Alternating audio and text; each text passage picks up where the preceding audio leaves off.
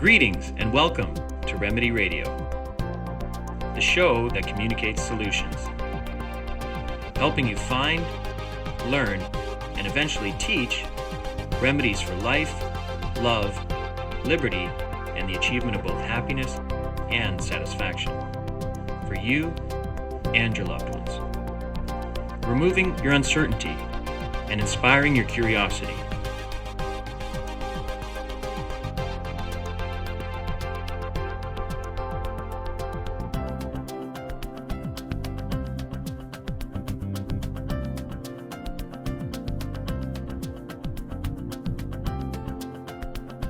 Welcome to episode 420 of Remedy Radio with my special compatriots, Rob Christy and Adam Dodds. As you can see, we're real and we can really touch.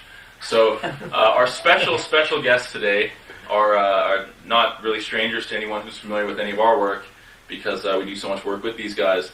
But we have Jan Irvin of Gnostic Media and Richard Grove of Tragedy and Hope and Peace Revolution.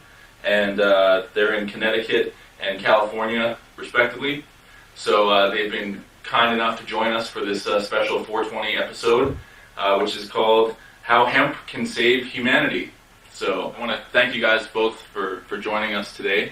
If you want to, I think people are familiar with your stuff, so maybe we can just jump right into how can hemp save humanity? What is hemp? Yeah, why don't we start out with the definition of what is hemp? And hemp comes from the Old English hænep, and it's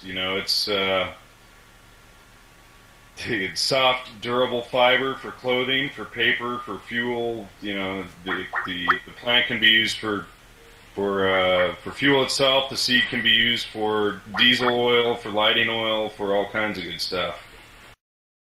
It's also good to eat too. So it's a plant. Well, yes, it is a plant, and I guess you could say that the more common slang term for hemp is marijuana. And what's the difference between the hemp that everybody is familiar with and marijuana? Well, really, there's only a difference in how it's grown. There's technically three different types of hemp or cannabis: cannabis sativa, cannabis indica, and cannabis ruderalis. And sativa and indica are the two most common. Sativa is typically what is known as, or what is used for hemp, whereas indica is typically used specifically for its medicinal qualities as well as in religious use. But sativa, as far as smoking cannabis or consuming cannabis is concerned, is typically much more flowery in aroma, much more uppity in feeling, less drowsy causing, whereas indicas are typically much more pungent in smell, a much heavier medicating feeling, typically used for pain and things like that. So there's a difference between those. The ruderalis type really doesn't have much THC at all. It's a Russian roadside strain, and it's often mixed. It's often hybrid into indicas and sativas because of the short Siberian growing season. Growers can grow short 3-foot tall plants that are already budding when it's crossbred with ruderalis in a month or two. Nice. So, hemp's basically been this plant that's grown for thousands and thousands, if not longer, years on the planet, and somehow mankind has figured out a way to interact with this miracle plant and find all these uses for it. So either we're really smart, or it's really useful, or hopefully a little bit of both. But, Rich, what can you tell us about the history of its use? I mean, the history of hemp is the story of how humanity got here. And for as far back as we have records of something called history, where people write stuff down, that long and longer, there's evidence of humanity using hemp as a variety of, a multifaceted variety of plant. Where they were getting food, they were getting fuel, they were getting all sorts of nutrients that they wouldn't otherwise be able to store in seed form and then take and transplant other places. Agriculture and cities build up around this. And being that it's one of the most useful plants throughout human history, and that it's never been found to be toxic to anybody. So nobody's ever died from smoking pot. Nobody's ever smoked marijuana and died, right? There's no recorded human history use of that in that way. So it's non-toxic. It's non-polluting. It's very useful.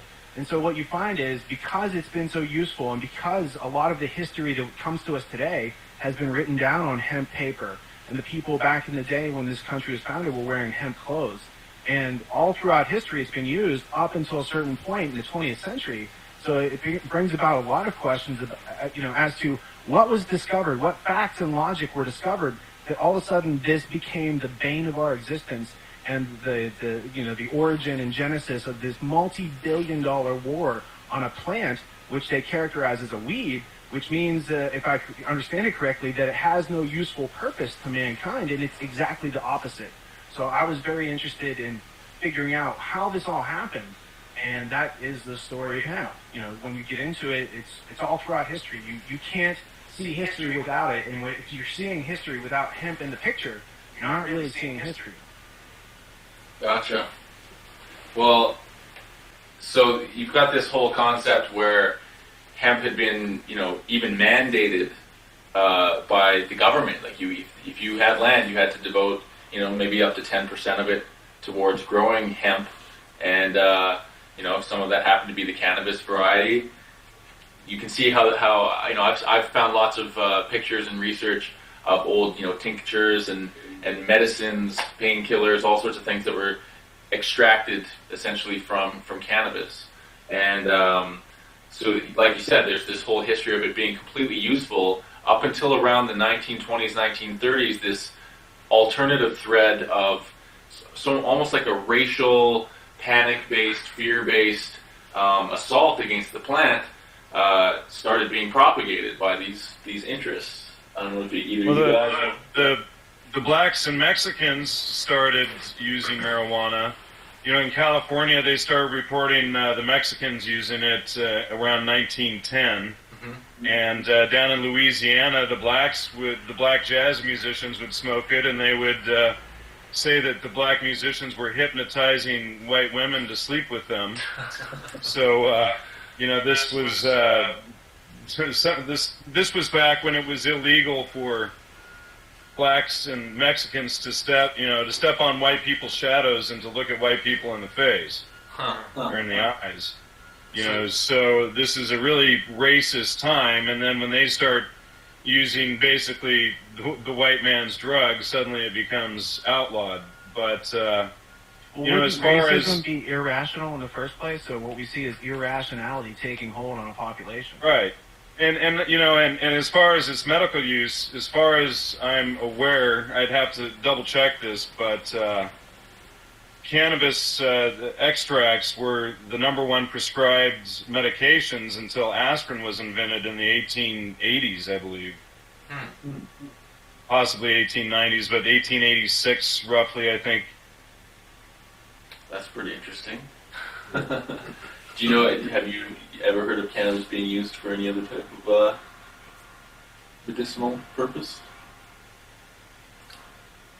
Yeah. Actually, when you think about it, I don't know if there's one that it's not used for. Mm-hmm. It's like it seems to help pretty much everything. Yeah. And I think the biggest, the biggest issue people have with it is it actually exposes. People say it doesn't motivate you and stuff like that. Like there's all these negative things, but when you actually start to look at the research that when they did I remember watching something. They did a driving, see what would happen if people would get high and drive, and it turned out they became better drivers. So they're always trying to find a way to demonize it and make it seem worse than it is, and they can't. So they have to make like racial things, or it's just like illogical. There was a book published in the 90s called Marijuana Myths, Marijuana Facts, and they point out, all of these rumors out there about marijuana and laziness, and there's really no evidence necessarily that marijuana causes laziness. And the the largest group of users is typically middle and upper class white males, and it's you find it throughout in the work area, and basically it's what it really comes down to is there's lazy people out there whether or not they smoke pot, and if they smoke pot, maybe they just it doesn't help their disposition. Additionally lazy, so. But motivated people are often motivated, and like I was saying at the beginning, it also depends on what type of cannabis you're smoking. If you're smoking an indica at 10 o'clock in the morning, it's probably going to knock you out, and you're not going to be able to get much done. But if you smoke a sativa, it may very well have the exact opposite effect, where you're running around, cleaning the house, getting work done, doing whatever you need to do. Mm-hmm. Definitely. Well, we'll talk more about this when we come back on this episode of Remedy Radio. Thanks for joining us, and we'll see you in a second.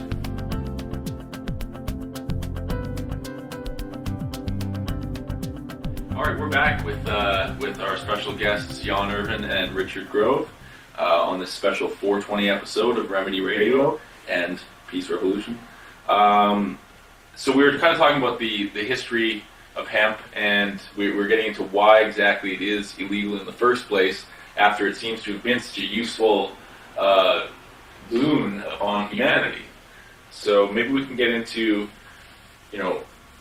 why is it illegal today, and why was it made illegal back then, in the 30s?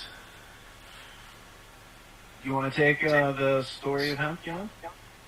Well, I guess so, huh? Well, basically, industrial hemp had been on a decline since the invention of the cotton gin, and because of the sheer amount of manual labor that had to be used to strip the fibers from the stalk of the hemp plant. And it wasn't until 1916, I believe, and I'm forgetting the guy's name off the top of my head, when the hemp decorticating machine was invented, that actually sped up the process of producing hemp 100-fold, basically, and took the manual labor out of producing it. And at that time, Popular Mechanics and, in fact, let me see if I can... I got the name of the guy. It's G.W. Schlichten is the inventor of the decorticator. G.W. Exactly. G.W. Schlichten, and here's a photo of the decorticating machine here when it was first invented. If I can interject for a second, you guys both appear to have a copy of the same book. What book is that? It looks real interesting. Well, this is an old friend of mine's book, Jack Hare, and the reason why these two copies look different is Rich has the standard, probably 11th edition, and I've got the hardback all hemp edition here. Nice. And you didn't you know Jack pretty well and kind of worked with him for a number of years? Yeah, I knew Jack for about 18 years until he died in April of 2010. He had suffered a stroke in September of 2009 up at a Oregon Hemp Fest, and he didn't come out of that. He had come down to my house here in Southern California probably about 10 days to 2 weeks before the heart attack, and to talk about research and work, but that was really the last time we were able to speak, was when he was down here. He was supposed to come down 2 days before his heart attack again, but he never made it down. But he's shared so much with the world through this book, and I wanted to point out that a lot of the information that we're presenting today is, it's sourced out because of this book. We've been able to investigate all these other sources and then take it even steps further. So I just wanted to acknowledge. And the book again is The Emperor Wears No Clothes by Jack Hare. Dylan, do you have page 25, chapter 4, The Last Legal Days of Cannabis? I do. So you and I could just flip through and cover the major points of how it became illegal. All right, yeah, well, Sure, and it had to do with the decorticating machine, the Schlichten's decorticating machine, and it had to do with William Randolph Hearst owned a lot of timberland in northern Mexico, and he saw this decorticating machine as a threat to his paper empire, and so he sought to basically create a lot of fear propaganda regarding marijuana.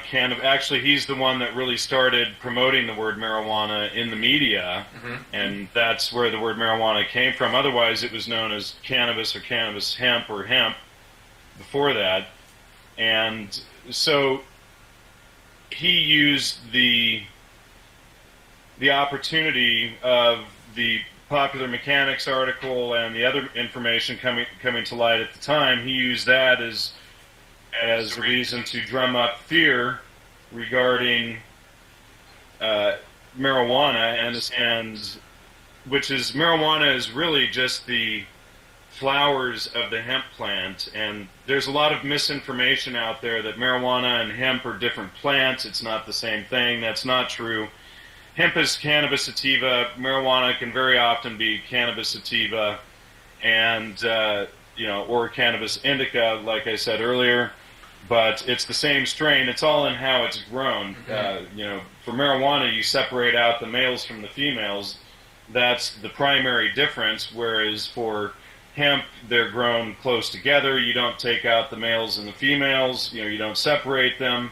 And, George Washington wrote about that in his letters. If you do a search, George Washington in his letters talks about, I got back home too late to separate the male from the female plants, and the crops are ruined and stuff like this. So the important thing is that John's right. That's exactly what goes on, and it's been going on a long time.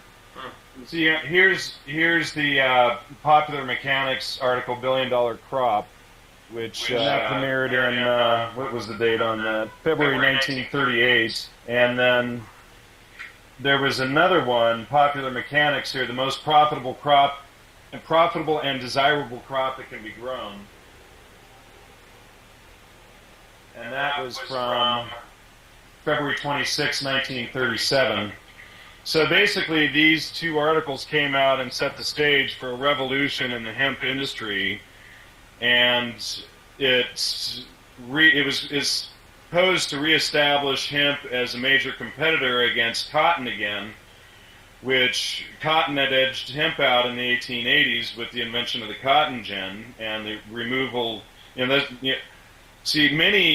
thing that they don't like to talk about in the history books, the manual labor for hemp production was extensive. So, in fact, a lot of the plantations in the South that grew hemp were using slave labor to produce the hemp, and it's sort of a fairy tale that the slaves were picking cotton. That sort of, certainly in some places they were, but that was not a major crop such as hemp was. Hemp was the larger crop, but when the cotton gin was invented, it removed most of the manual labor from it, and that didn't happen until with hemp until the 19 what year was that again, Rich? That it was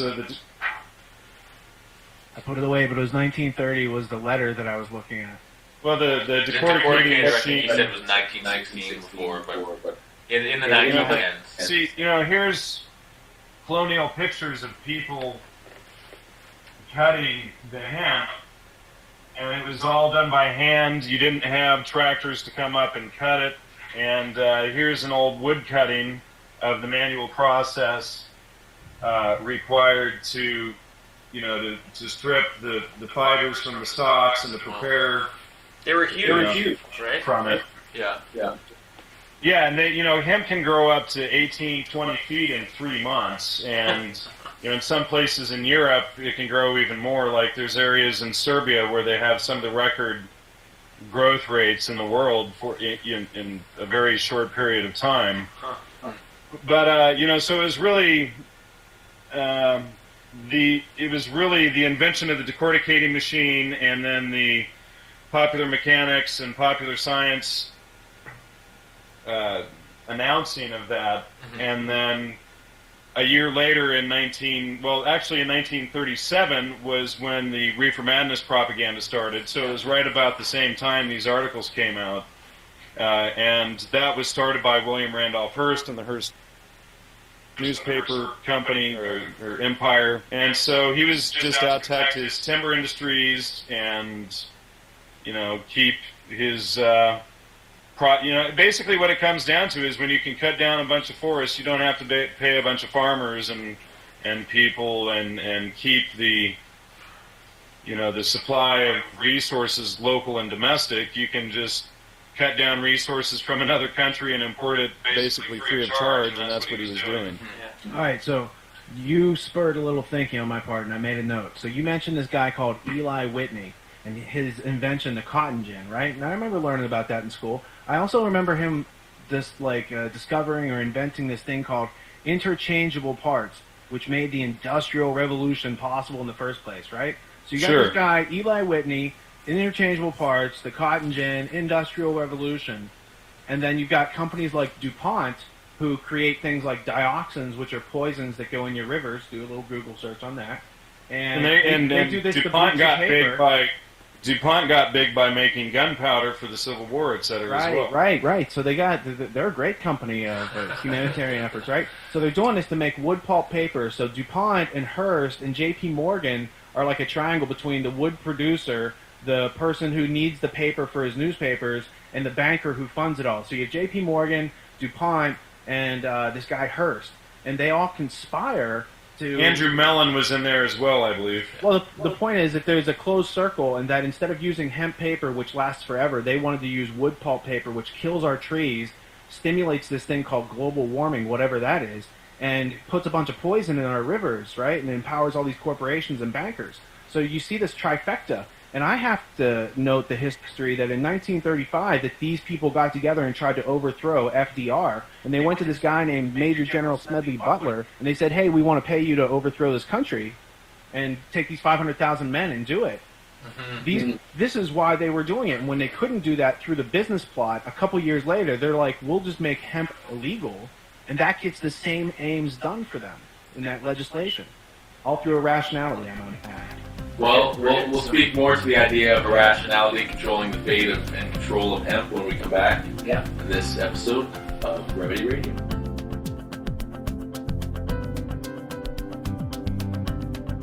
You know what's on the outline? What? Are you rolling? Yeah, we're rolling. Oh, this will be spontaneous. Okay.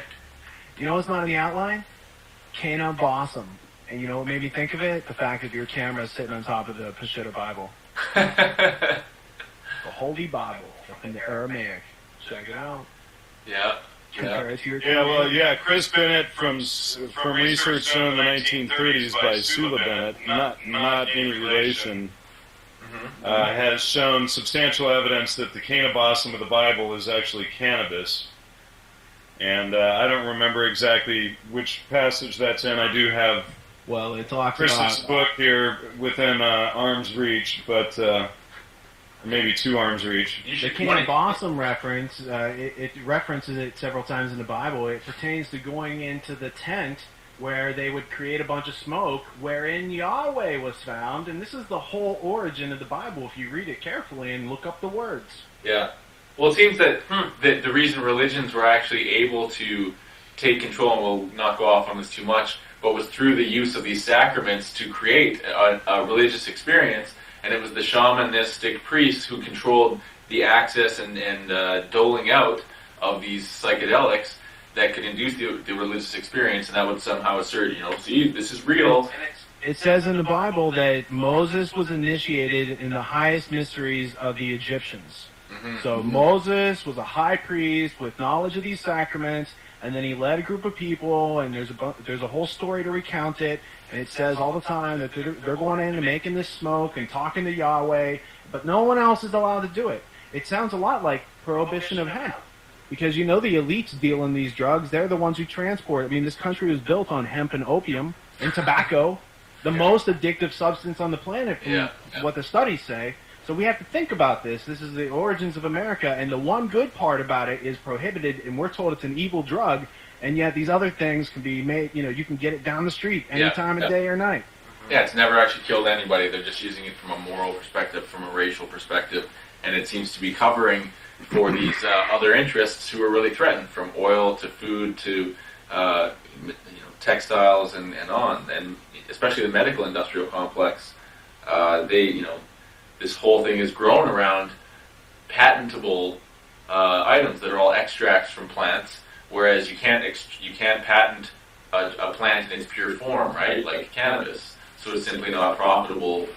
We wouldn't need DuPont's nylon and synthetic fibers and all these other things that they've patented as a result of having access to petroleum-based patents and things like this in the absence of hemp. Exactly. It's funny that you should mention that, Rich. I used to live in Serbia, and in this area of Serbia, there used to be just massive amounts of hemp farming there, and a very large hemp industry producing, fabrics and ropes and all kinds of different stuff from hemp there. And I believe the area was called, it may have been Botchka or Dutch or something like that. But what they did was to come in and put a synthetic chemical factory and synthetics material factory right in the middle of this, well, basically right in the middle of the hemp fields. In fact, I have pictures of this big factory sitting in the middle of the hemp fields. But what happened is then you have a lot of the farmers leaving the fields and growing hemp, going in to get jobs in this chemical factory that's there to basically put the hemp farms out of business. And that's indicative of just corporate dominance of any useful, less profitable substance on the planet. Because again, we've got these profit models that are based on, causing the most amount of trouble to cause the most amount of cleanup. You know what I mean? It's a constant make work projects. Yeah. So, I think it's important to touch upon the fact that, all the founding fathers, even though many of them were Masons and slave owners, the ones who formulated the country or this, kind of continent that many of us live on, all used hemp either to grow, to imbibe, or to write upon, to write these ideas, many of which we do still subscribe to today on hemp paper. And so they certainly had no problem with this substance whatsoever. There was never a law enacted to prohibit or restrict it. In fact, there were many laws that were created to coerce and sometimes even force people to grow hemp on their land, but for the greater good or what have you. And there's several quotes. Maybe you guys can read off a few of them, or if you guys want to, put your voice in and read off a few from some of the founding fathers and the talk about hemp. We shall by and by want a world of hemp, more for our own consumption. John Adams.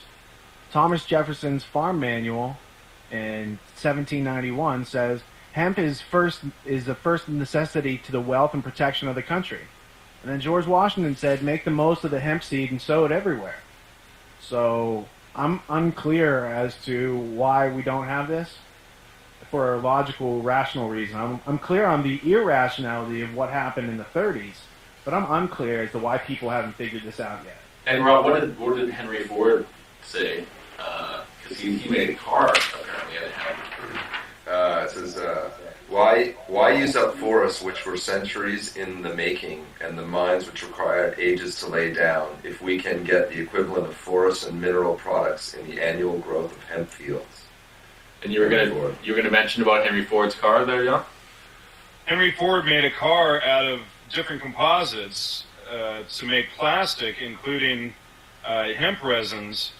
And, there's photos available. In fact, a photo of it is available in Jack Hare's book. I think it's in the earlier editions. I'm not sure about the later ones, where you see Henry Ford there with a sledgehammer in below freezing weather, taking the sledgehammer to the back of the car and showing no damage. So wasn't Cheech and Chong that came up with the first hemp car?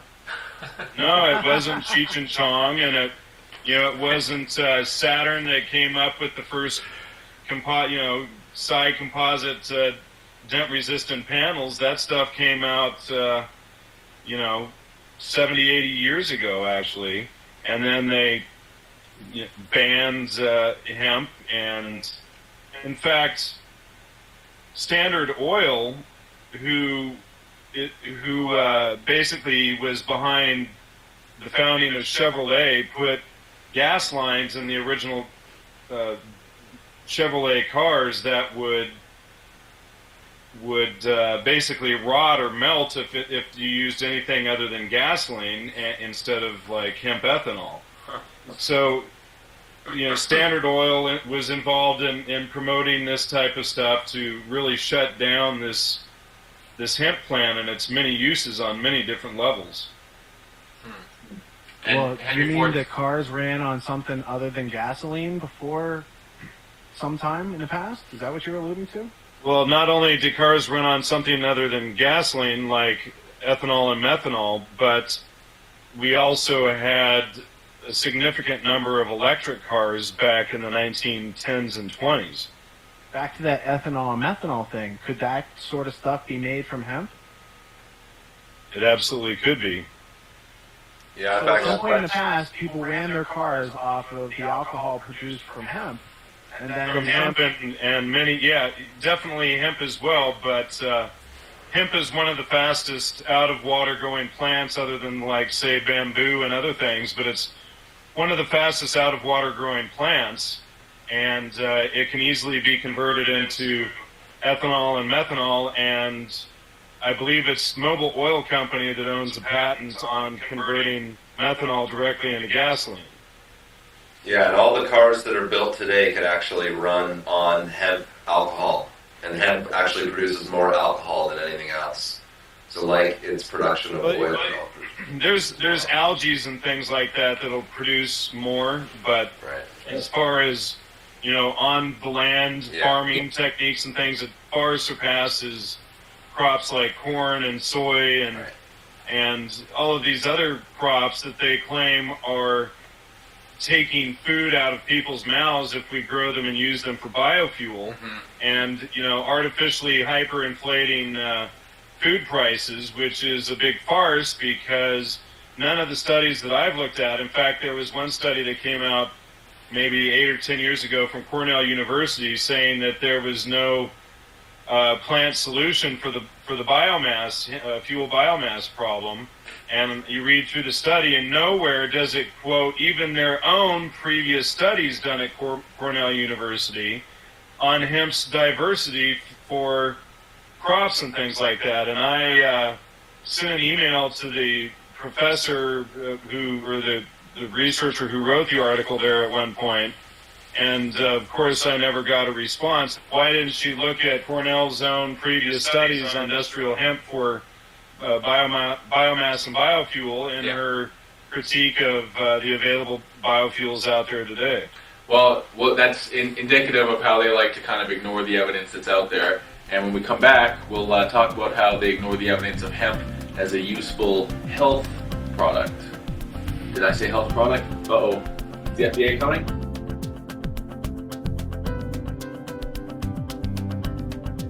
All right, welcome back to this special episode, the special 420 episode of Remedy Radio. We've got our special guests here, Jan Irvin and Richard Grove, and we're talking about how hemp is going to help save humanity as one of the major solutions that people need to be more aware of or be talking about in an effective, responsible manner. So we're talking about hemp as a fuel source or the history of it. And we're going to talk about the health aspects and how hemp can be used as a food and as a medicine. So I was going to ask if one of you guys wanted to talk about maybe food and about medicine. Go ahead. Okay, well, as far as the food, hemp has the amino acids essential for human life. There's more amino acids, obviously, but for our essential development, it's got those. It's got a perfect balance of essential fatty acids. Thank you. Jeez. Okay, so it has a perfect balance of the essential fatty acids 3, 6, and 9, and so for that, it's a very good food source. And for medicinal purposes,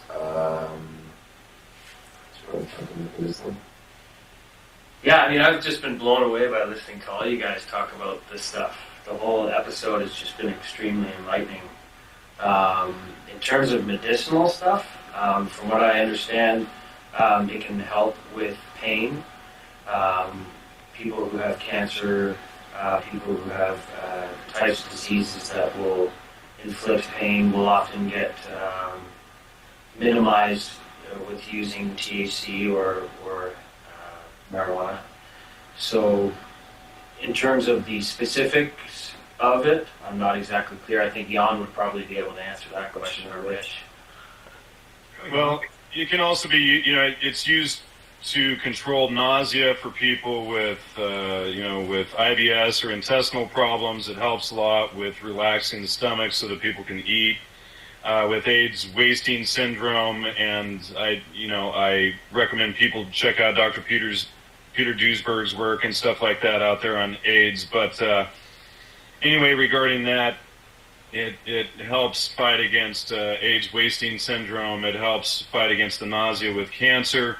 As well, cannabinoids are, and I don't remember the exact cannabinoid, I do believe it's been pinpointed, but cannabinoids in marijuana or cannabis are the only substances known to date that can kill cancer cells while protecting healthy living cells. And research is being done by Dr. Robert Malamud at the he's the chairman of the biology department at the University of Colorado, and he's been conducting research on cannabinoids and cancer.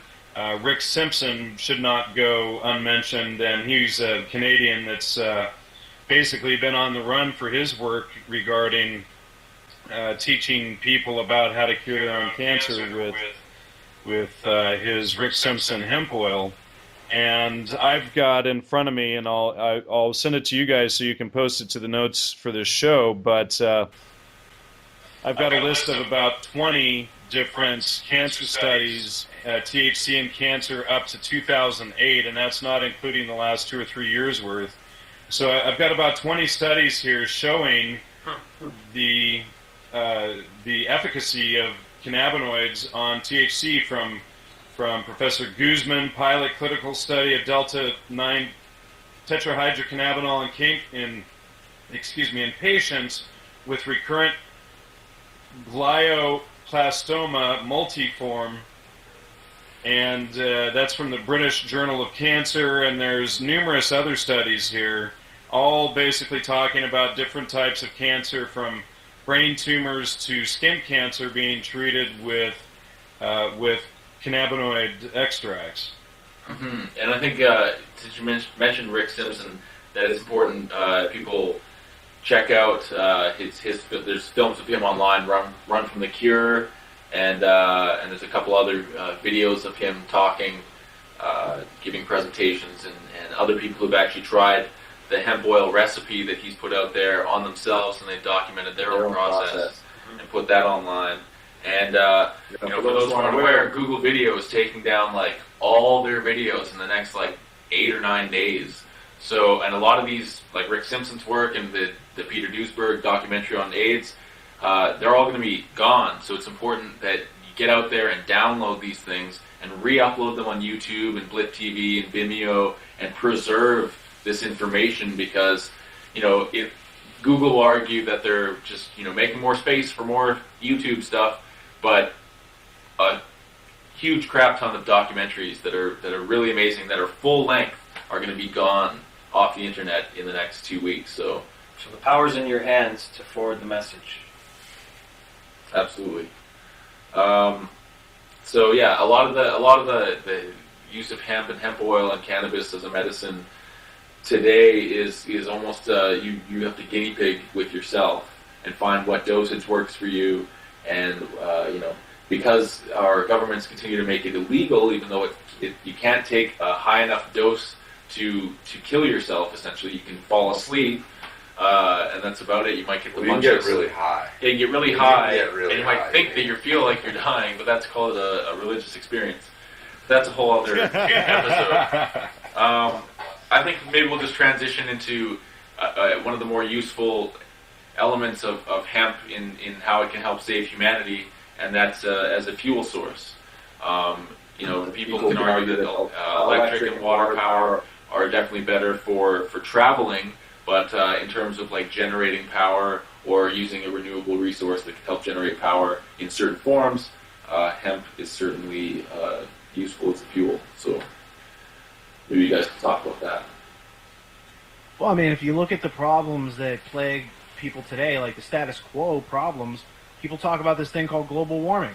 I don't know if global warming is true or not true. I tend not to believe things that I can't validate for myself, and there's not enough evidence for me to change my position on that. Having that said, it's still retarded to make paper out of trees. It's still unconscionable that hemp is prohibited when you could make all these things non-toxically. You wouldn't be cutting down our forests, therefore there couldn't be a CO2 problem, because planting hemp everywhere eats CO2 and produces oxygen, which humans need to leave. It's called a symbiotic system.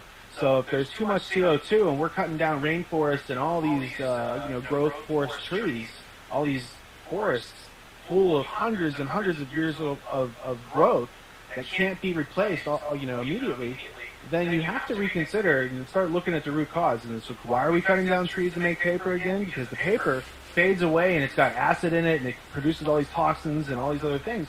So when you look at it, it's nonsensical that we're not using the best type of paper to formulate our ideas and preserve them for the future. Rather, it seems like they gave us this paper that wastes away into dust in 100 years so that we can't have a history of ourselves, because that seems to be an MO that's gone on through history, right? And so when you look at how these laws have changed, and when you have companies, lumber companies like Weyerhaeuser, and most people who have a house built by any sort of corporation have to get their lumber from Weyerhaeuser, right? That's a skull and bones family.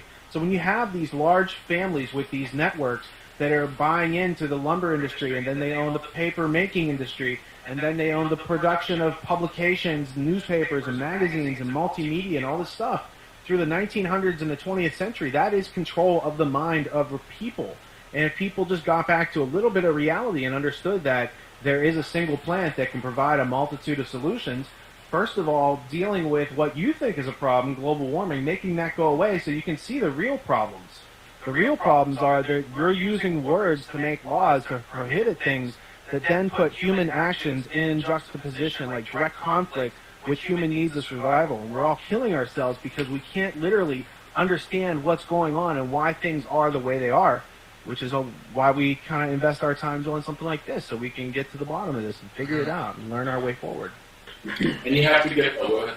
Well, I was going to say, and to that end, a lot of people will demonize it and say that that's impossible if you smoke weed or you use cannabis in any way in a shamanic sense. Sure, any kind of sense. It's not like you're not wearing it, let's say. So if you're using THC to get high, people will say you're just trying to escape reality. How do you...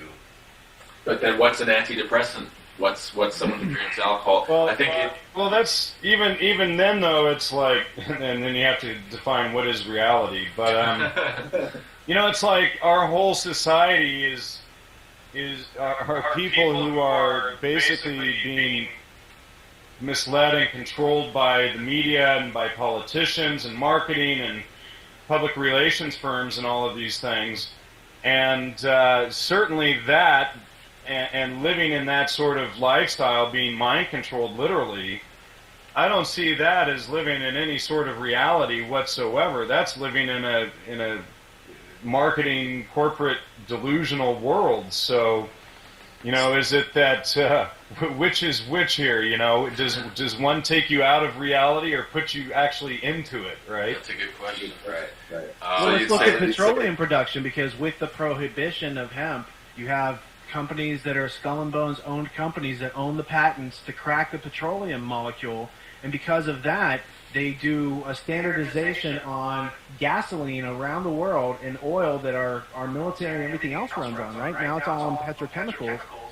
And that is literally poisoning the planet. The whole process of producing that and gaining the land from other people who have the rights over the oil or whatever resources are there in order so we can drive our SUVs and stuff like that is oxymoronic when everyone could be growing hemp, producing alcohol, running your automobile on alcohol just like they did 100 and some years ago, and demand that these changes be put back in place, because as long as we are all dependent on gasoline and traditionally produced electricity from nuclear power plants, we're all at risk, right? Absolutely. And we'll talk more about how hemp is going to help save the planet when we come back on Remedy Radio.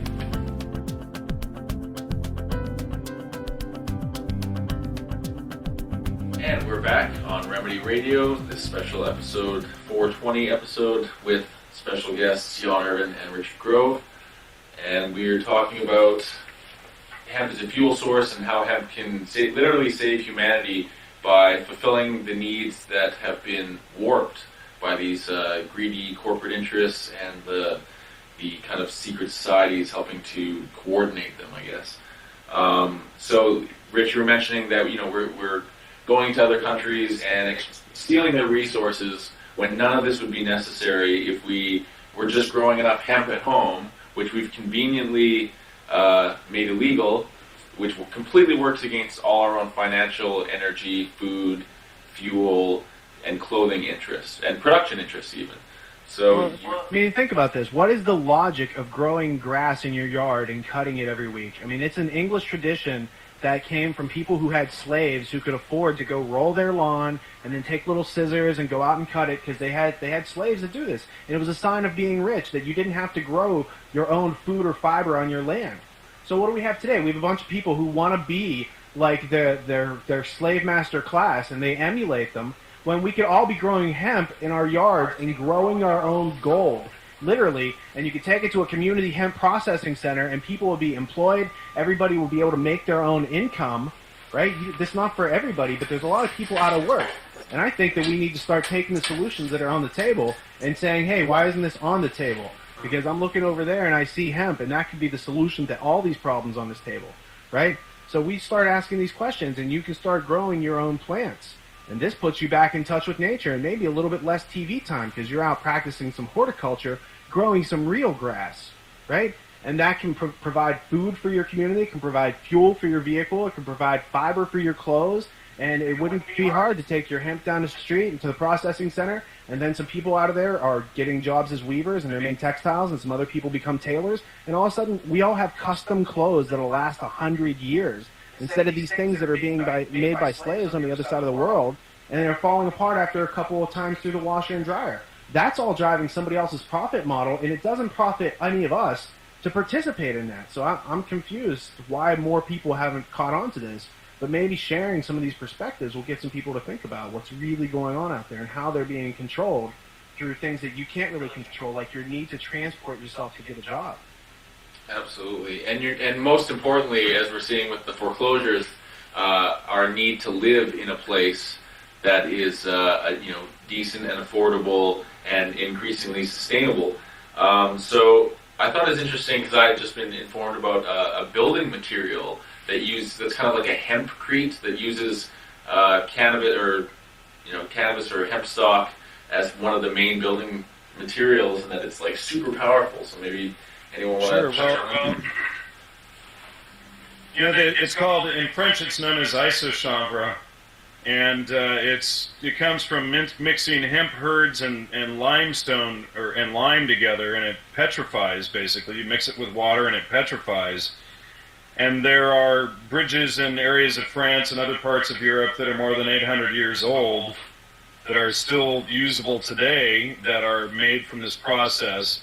There's a waiting list in France to get on a list to have a new home built with isochanvre today because it's got great insulating properties. It's very strong. It's about 8 or 10 times lighter and stronger than your typical cement, and just as good for construction and building and things like that. as cement. I don't know if it could be used in something like say a skyrise, but certainly on 2- and 3-story homes, it's been used for many centuries, and it's just another one of those things. I think there is a small market for companies in the U.S. now that are either importing the hemp herds from either Canada or China that are building on a small scale some hemp or isocyanver homes here. Cool. Well, I think it's important to mention also that the reason that it makes such strong masonry or concrete like hempcrete is because of the length of the fiber, and the hemp plant has the longest fibers of any plant in the world, thus making what you make out of it, whether it's rope or canvas or hempcrete or any of these things, the strongest of its variety of materials. Or American flags. Yeah. Right. And Bibles. And Bibles. The Gutenberg Bibles were printed on hemp originally.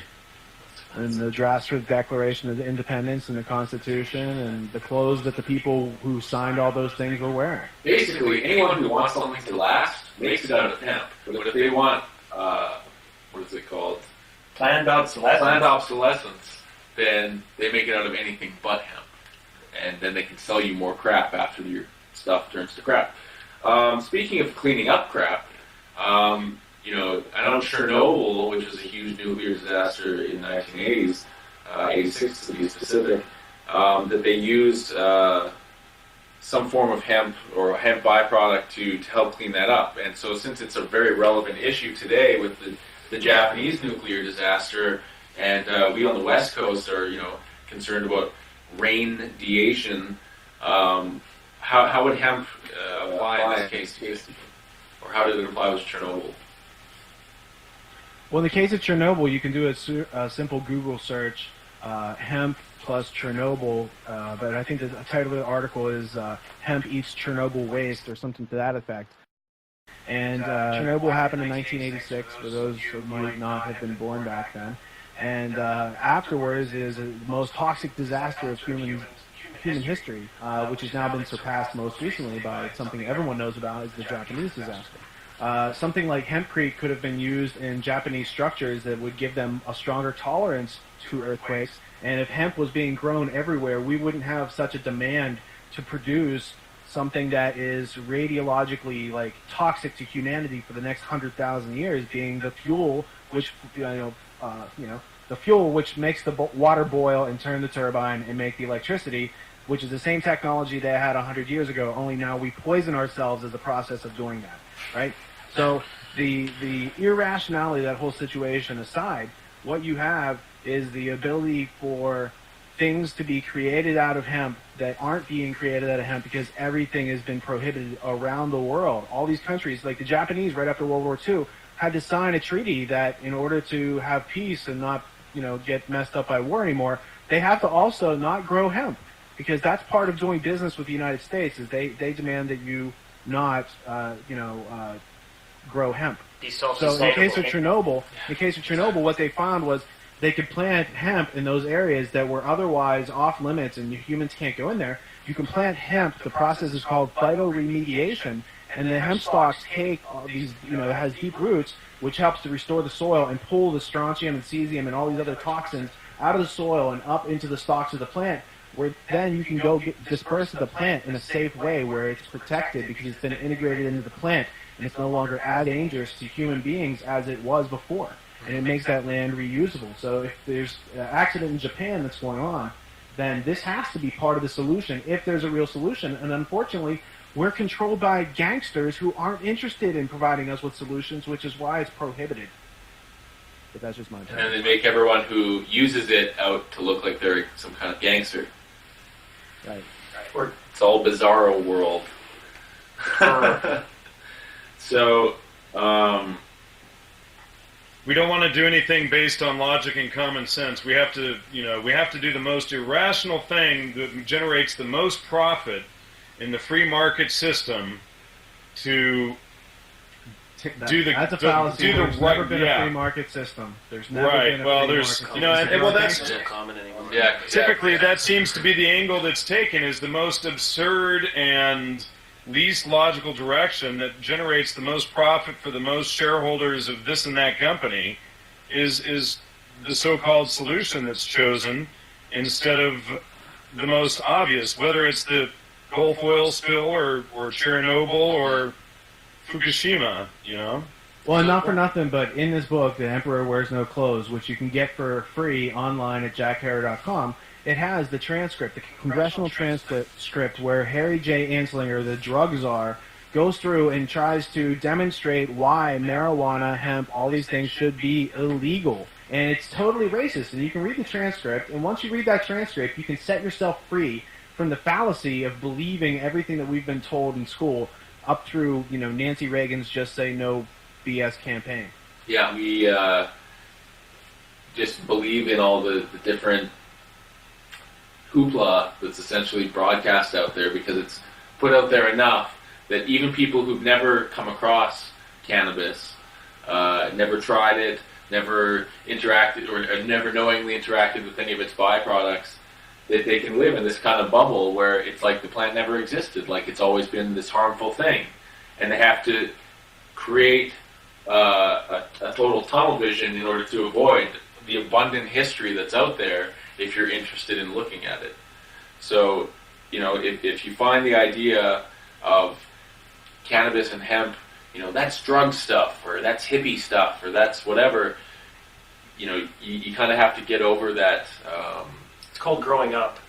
Yeah, you have to try considering something without judging it. You know what I mean? And I don't even try imbibing it. Just try researching it. So we'll come back after this quick break and be in our final segment of Remedy Radio and kind of talk about the summation of these solutions and where you find more information. So sit tight and be right back.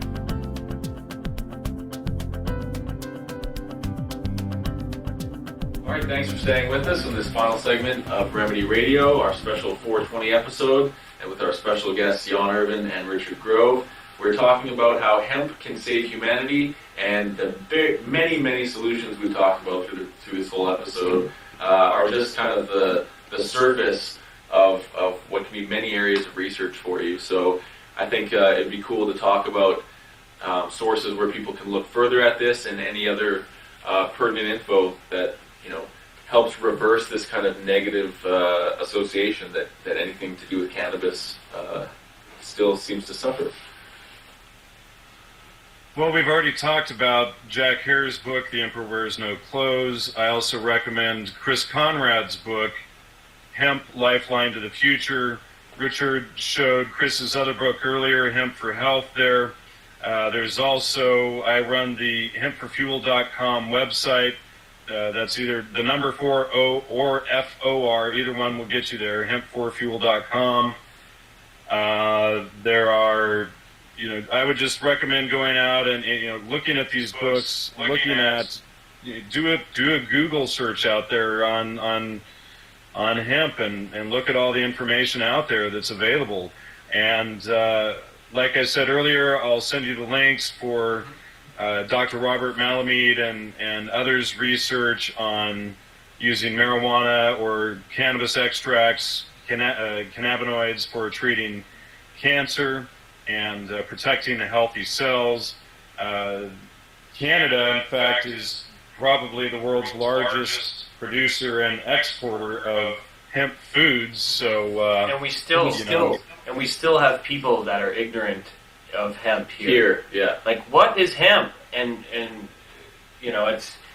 it just blows me away of how little people know about this thing called. Well, every bit of hemp foodstuffs that's on practically every health food store in this country, and even a lot of non-health food stores, all of those food products are all coming out of Canada. Yeah. And not to knock the Canadians, but these are products that we could also be producing here in the United States. Exactly. And there's no reason for anybody to be importing or exporting any of this stuff. We should all be able to raise it for ourselves as foodstuffs, as people have done for thousands of years. But there's a lot of special interests Government in the way. making cannabis illegal on the many different levels, so that people can't make their own clothing. It's like the old stories when they first started outlawing hemp in New York and Chicago and places like this. They would go to these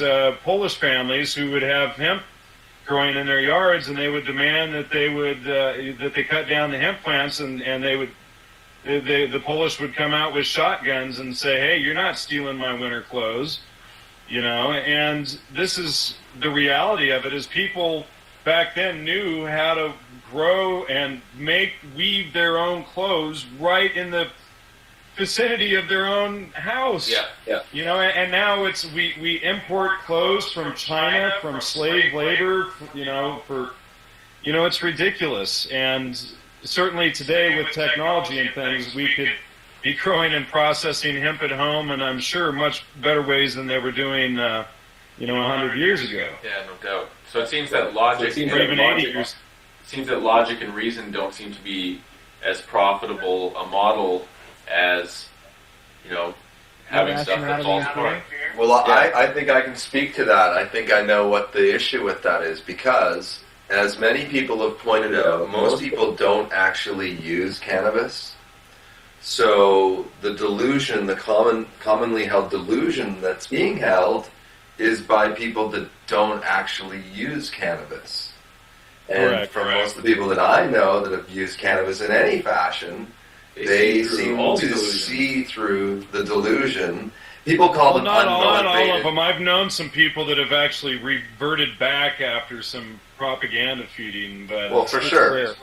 But for a large part, most of those people seem to see through the delusion, and they're called unmotivated. And it's like, well, no, I just see the bullshit, and so I'm just not motivated to partake in the bullshit. Or, another one that I've heard is, like, if anybody studies about what's going on in the world, a common ad hominem will be, oh, you must sit around at home homeless with, smoking pot, It's like, okay, so don't focus any of your attention on this research, on the facts that are being presented. Let's focus on making ad hominem accusations about whether or not you have a job and whether or not you happen to use cannabis. Right. And yet they would probably be hypocritical in an argument that if you sat home and researched all day but you were drinking coffee, that it would be perfectly okay. Or if you were chain smoking cigarettes as you drank coffee all day, that would be okay, because those don't need drugs. Yeah, absolutely, which provably kills millions more people. What you're saying sounds like out of a book, all right? Sounds scripted. That's because it is. No, I just think it's important that people get out there, get over some of their hang-ups, realize that even though hemp and cannabis, they're the same plant, and they're different elements, and, this plant has had many, many, many more uses than just being about getting high. That's the first hurdle you have to get over. It's not about being a drug. It's a plant first, where you can extract a drug from it. So as long as people understand that, they can go off in many different directions of research, and when you're looking at global warming or any of these environmental issues, you can tell if someone's genuine or not if they're mentioning hemp. If they're not mentioning hemp, they don't know what they're talking about. Yeah, because the bottom line is there's a lot of big problems in the world. But fortunately, once you learn about hemp, you see that hemp can fit in as a solution in all of these areas where it has already through history been proven. It's not speculation. It's a great It track was record. working until it was prohibited, and all of a sudden the world goes kaflooey. So I'm just saying, observe the obvious and get past that, and then get yourself to jackharrer.com, read the book for free online. If you want a hard copy, buy a copy of the book. And then after that, you can visit tragedyandhope.com, and we've got a group that's designated to look at the issue of hemp and pull all the information together so we can better understand and figure out how to make this solution enacted instead of just the potential. If there's other stuff people want to check out, then just Googling Jack Harrer's name. You can Google YouTube his name. Google The Emperor Wears No Clothes. You'll find the book, and I'm sure there's many editions available. There's no shortage of information right now. Yeah, no, it's a huge abundance, but you just have to, again, have the open mind to search for it. And anybody who's propagandizing against hemp, or any of its derivatives. You have to look at what their motives and intentions are. The medical industry obviously has a huge... Or if they're just propagandized themselves and not seeing the bigger picture as well. Sorry to interrupt you there. Yeah, no, people will, they're prone to repeat the propaganda if it sounds believable, right? And, you know, there's a huge influx of cannabis use in media culture, but none of it is positive stereotype reinforcement. It's almost all stoners or demotivated, you know, goofy people, or, you know, silliness, and none of it's put in an enlightenment fashion. None of it's put in a shamanic tradition. None of it's shown as a true medicine. None of it's just put in a bad light. Yeah, it's just put in a bad light to reinforce that stereotype, and separate it from, you know, it's a youthful thing. It's an indiscretion, you know, a drug type thing experience, and so it's, you know, it's important to see through that kind of social culturalized propaganda as well. Yeah, because you don't want people to be able to control their own pain. You don't want people to self-medicate with marijuana. Things might get out of hand. Oh, wait, that's the pharmaceutical industry that got out of hand, and they're poisoning us, and now even our water supply has Prozac and all these other psychotropic drugs in it. Yeah. Right? So I think people should just keep it real and do some homework and have a happy 420. And, Have a happy you know, 420. we can all grow together each year. Yeah, we're not beacons of wisdom here. We're just learning through this stuff together. Yeah. We're just learning our way through the journey. So yeah, everyone have a happy 420, and Happy 420.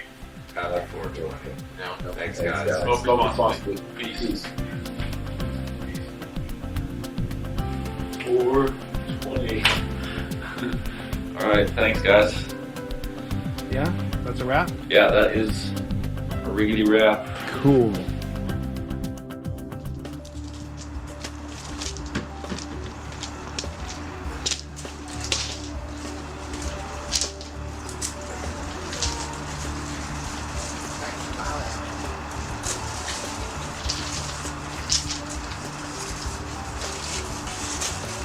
So what are you picking? Early spring veggies. We got some Swiss chard, a few different kinds of kales, but this is real early in the season. Yeah. So All right. to survive the winter. When are we going to put that stuff in? We're gonna make a 420 special green smoothie with Right on. everyday special. Looking good.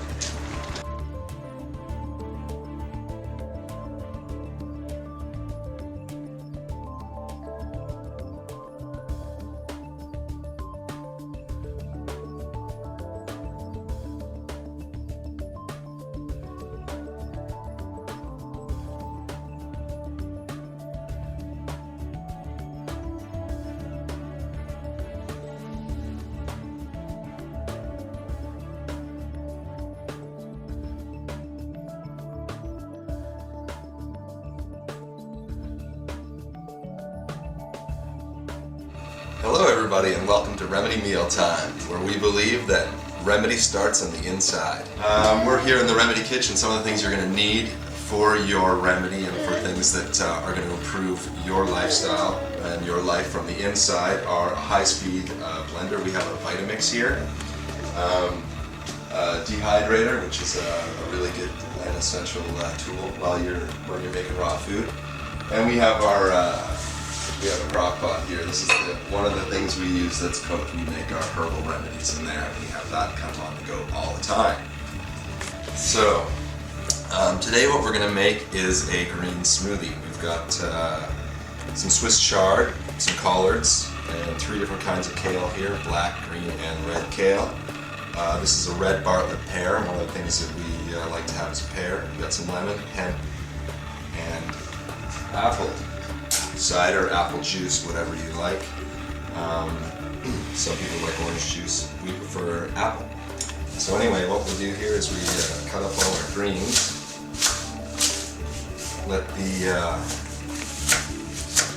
Give the blender a little bit of help, because this will bind up. If you don't have a high-speed blender, you're probably going to want to try and cut this up really fine to start off, because even with these blenders, if you don't cut it up first, it will bind them up.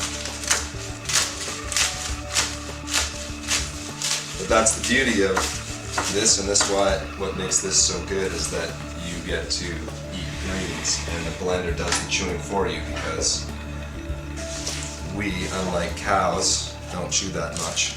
And we don't have all those extra summers to prepare all this stuff for us, digest it all, so we don't get it all. So anyway, we just stick all that in there. And we even had a few strawberry leaves, fresh strawberry leaves that were pretty nice there. So that goes in there. Take your hair and cut that up a little bit more.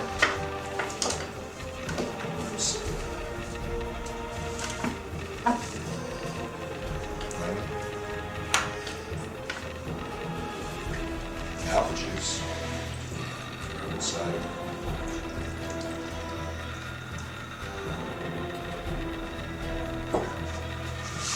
I'll blend that up first. Start slow. Speed it up quickly.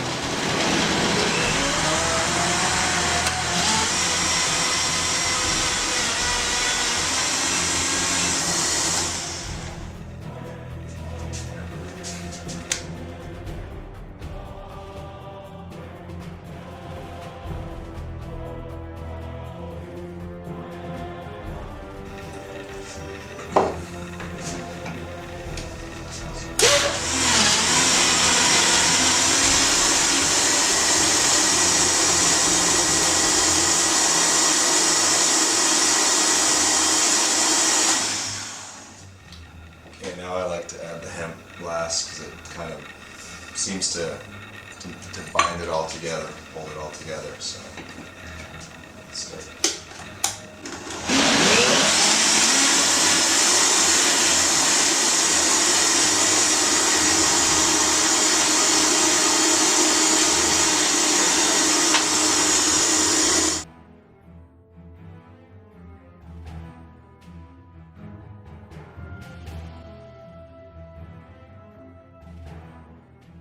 Alright, this is for all you lovers out there.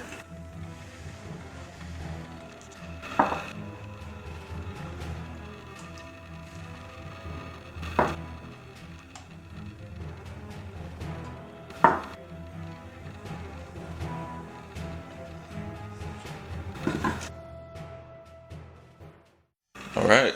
Come on in, Adam, you're in. Who wants green smoothie? Me.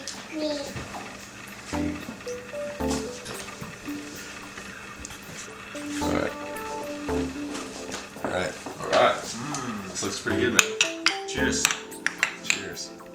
To the women in our lives.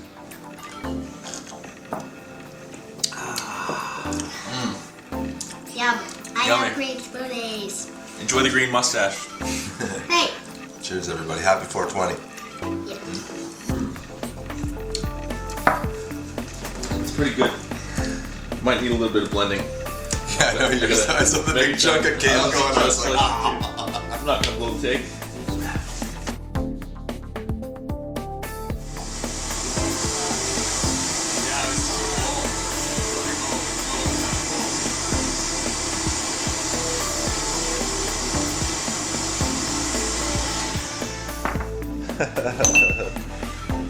And if you have you can easily take those out in post. Adam, want to say something? When you say, Adam. well, I think we should, you can take that right out. So it's like, well, I think we should. Yeah, I can take it out. I can take out the audio and it'll just look easy. Adam. Watch this, Adam. You didn't do too many. The heart's always the truer place, so remember that. it just gets confusing when you start to come from your head.